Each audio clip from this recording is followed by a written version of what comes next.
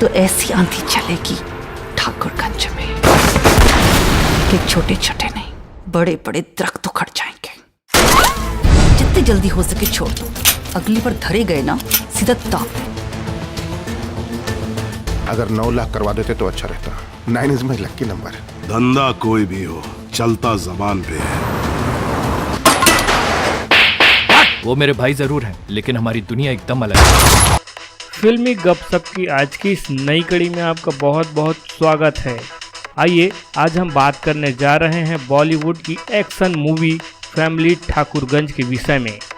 Lovely world entertainment production house के banner तले निर्मित फिल्म फैमिली ऑफ ठाकुरगंज का आधिकारिक ट्रेलर सोशल मीडिया में रिलीज हो चुका है। इस फिल्म का निर्देशन किया है मनोज के झा और प्रिंस सिंह ने।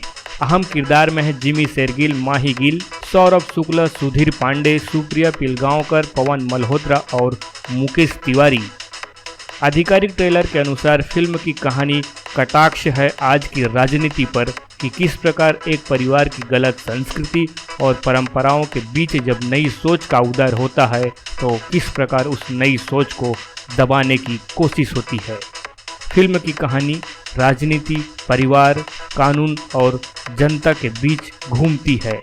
इस फिल्म में कई मज़ेदार और धमाकेदार संवाद के साथ सभी कलाकार अपने आप को पावरफुल बनाकर स्क्रीन पर जलवा दिखाते नजर आ रहे हैं।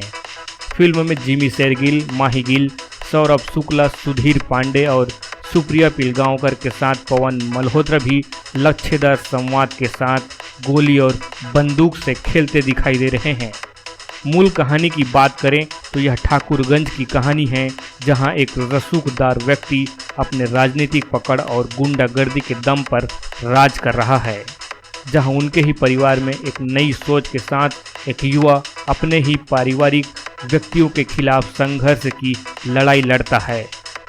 आम जनता भी उनके साथ है। अब आगे फिल्म में जीत किसकी होती है यह तो पूरी फिल्म देखने के बाद ही जान पाएंगे। फिलहाल यह फिल्म 19 जुलाई को रिलीज हो रही है, तब तक के लिए प्रतीक्षा करते हैं।